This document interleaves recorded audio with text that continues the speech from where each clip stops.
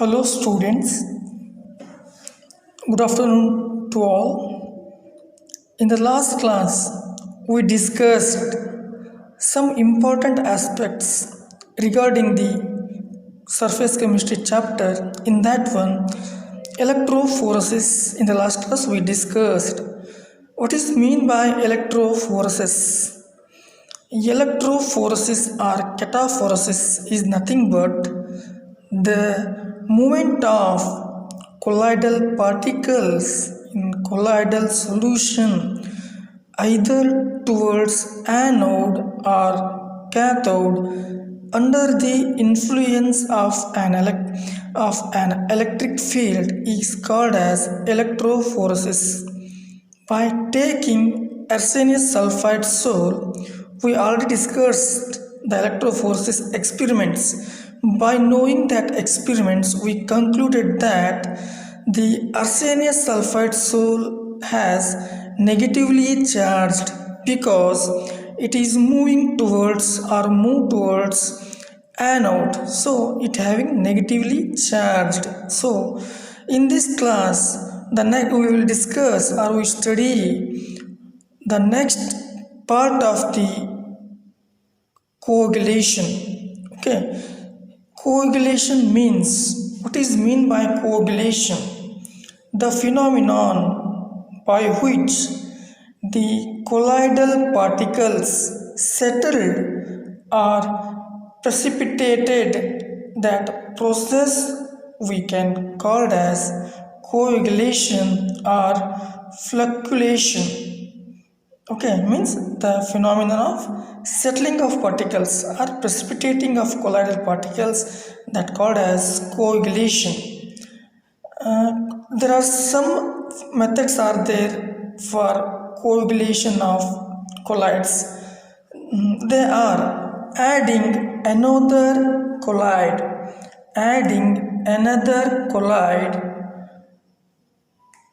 of opposite charge. This is the first one, of opposite charge. And the second one method is subjecting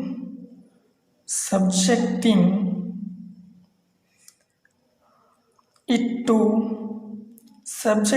into repeated dialysis.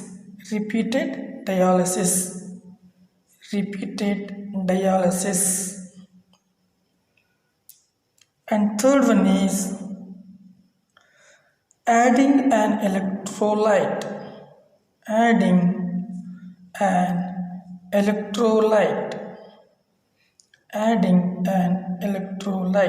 And fourth one is, by boiling. You already know the meaning of boiling. The fourth one is boiling. And fifth one is by electrophoresis or cataphoresis. In the last class, we discussed the 1, 2 and 3. In this class, we discuss the fourth method for coagulation of colloids by boiling. What happens in boiling? When we heat or boil the sol, the adsorbed layer is disturbed. When the sol is boiled, the adsorbed layer is disturbed due to increased collisions with molecules of dispersion medium. When the sol is boiled, then what happens?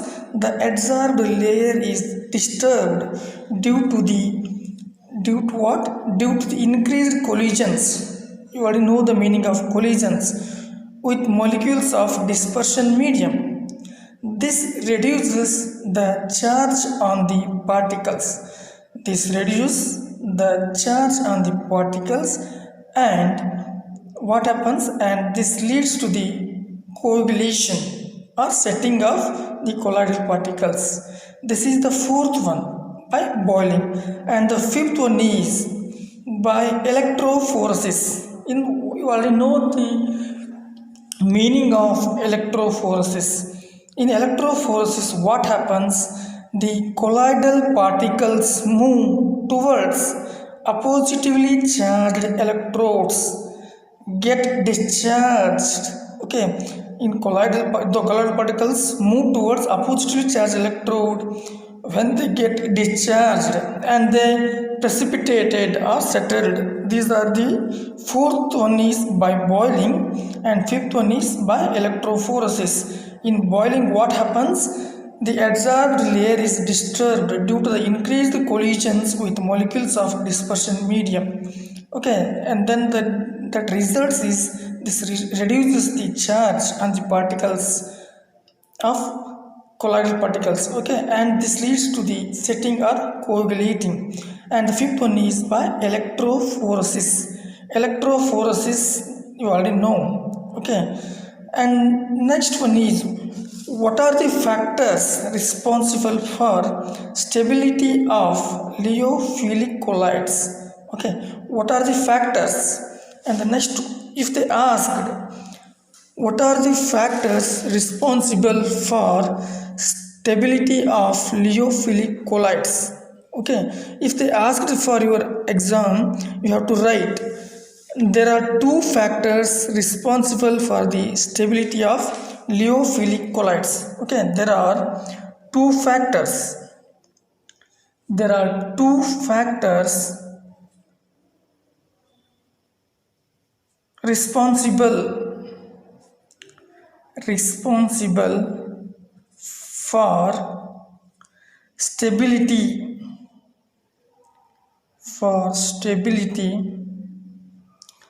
of lyophilic colloids.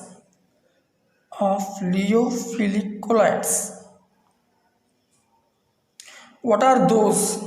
Okay, the first factor is charge. The first factor is charge, and second one means the second factor is solvation.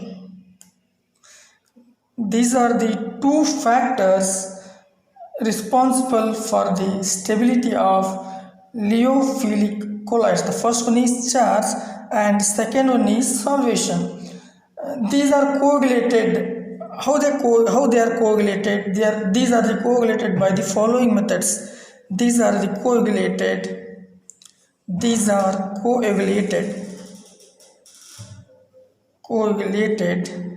by following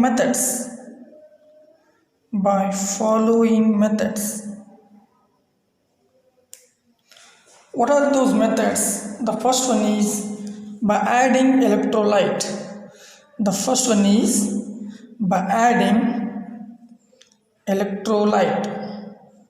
By adding an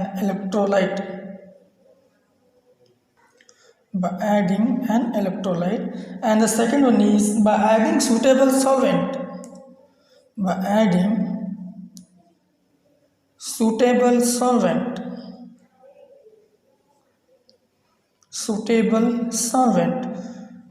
Okay, there are what are the factors responsible for the stability of lyophilic colloids? You already know lyophilic colloids are very stable in nature.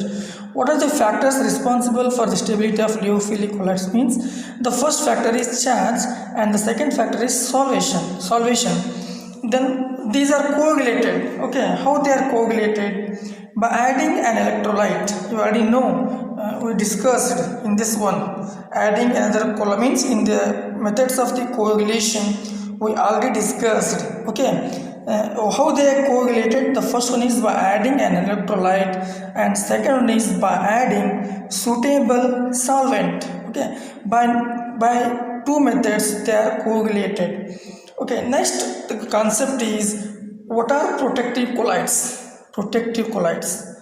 The next concept is protective colloids. And give examples.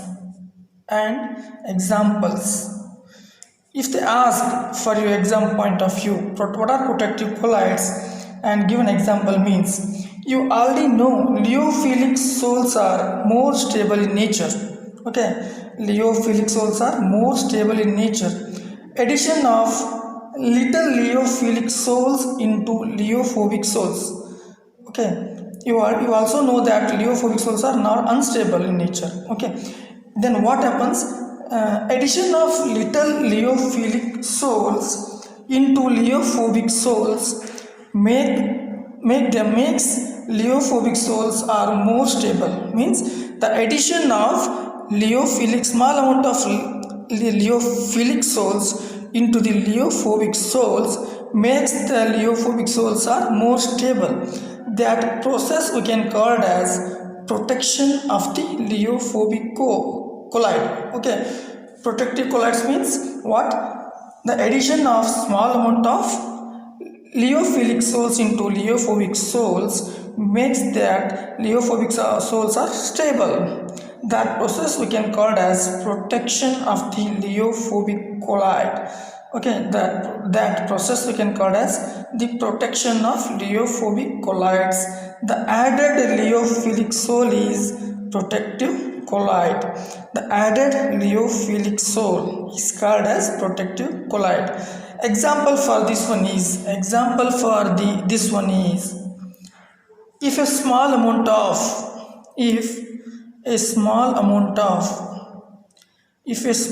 amount of gelatin is added to gold soul.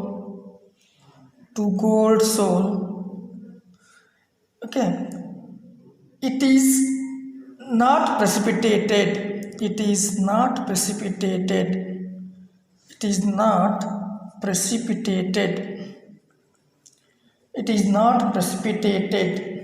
by adding little NaCl, sodium chloride. By adding little NaCl. Okay, here gelatin is protective colloid. In this case, here gelatin is protective colloid. Protective colloid means it is leophilic colloid. Protective colloid. In this case, what happens? The small amount of gelatin, it means it is a leophilic colloid, is added to gold soul. Okay, if without adding the gelatin to the gold soul, if we add the little NaCl, then what happens?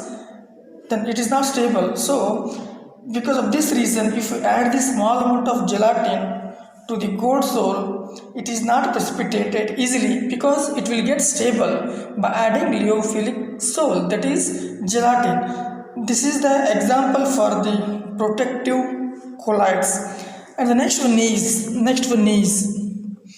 how leophobic colloid protected. Okay, next concept is how is leophobic colloid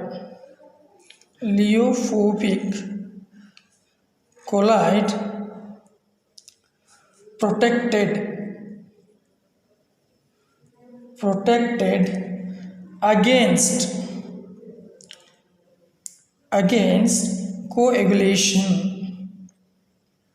against coagulation. Give an example. Next concept is how is leophobic colloid is protected against coagulation? Give example. It is similar to this only. Okay, but I will explain. Okay, leophilic souls are more stable. You already know leophilic souls are more stable, and the factors are charge and salvation. Because of these two factors, leophilic souls are very much stable, and leophobic souls are less stable. Okay, leophobic souls are less stable. Addition of small amount of electrolyte can cause the coagulation of leophobic souls.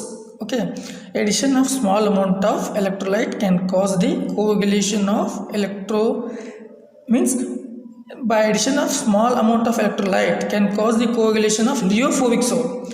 However, this can be prevented. Means the coagulation can be prevented or precipitated can be prevented by previous addition of little leophilic soils. Means this can be prevented. Okay, coagulation process of the leophobic soil can be prevented when we add the electrolyte. It can be prevented by the addition of little leophilic soils like starch soil or gelatin. Okay, these are the leophilic soils. What are those? Starch or gelatin soil. To add the leophobic soils, then what happens? It can be prevented the coagulation process when we added an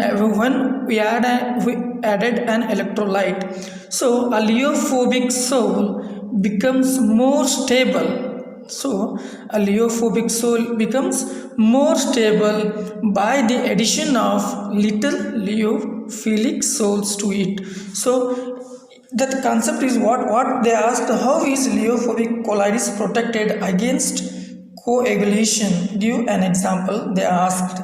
So it can be protected against coagulation by adding little amount of leophilic soils like starch soil or gelatin. Okay, the coagulation can be prevented when we add electrolyte to the leophobic soil. Then what happens? The coagulation will take place. It can be prevented or it can be prevented by adding little amount of leophilic soils like starch soil or gelatin soil. Okay, the process of protecting, okay, the process of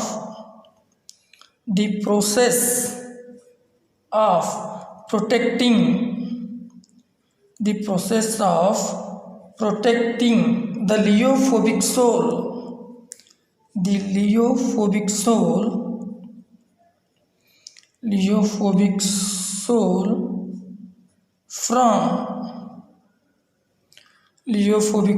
from okay, leophobic soul from precipitation or coagulation or settling. Precipitation by the electrolyte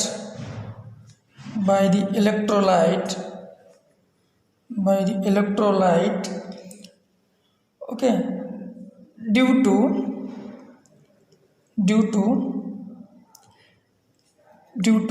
previous addition of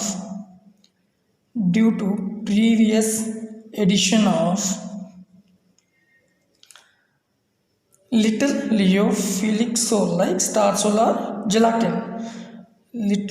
Addition of little leophilic soil is called protection of the leophobic soil. Protection of leophobic soil.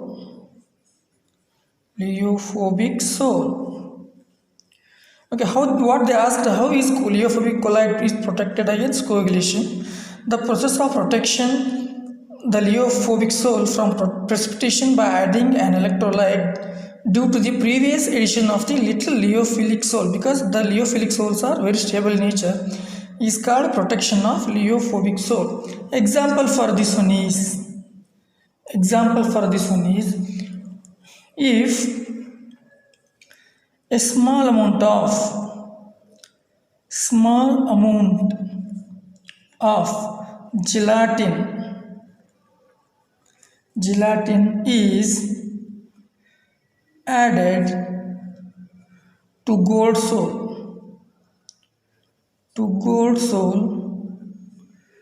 it is not readily precipitated.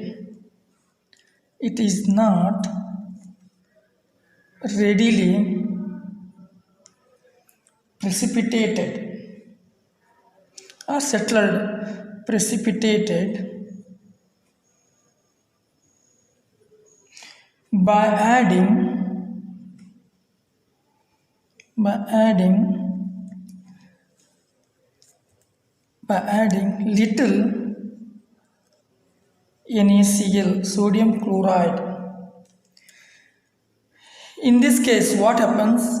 Here, the gelatin is lyophilic soul and gold soul is lyophobic soul. Here, the electrolyte is NaCl. When we add the NaCl to the gold soul, it can be precipitated or coagulated. Before adding NaCl, if we add a small amount of gelatin, it can be avoid. Okay, it can prevent the coagulation process. Okay, of the lyophobic colloids. So these are the concepts today we discussed. Okay.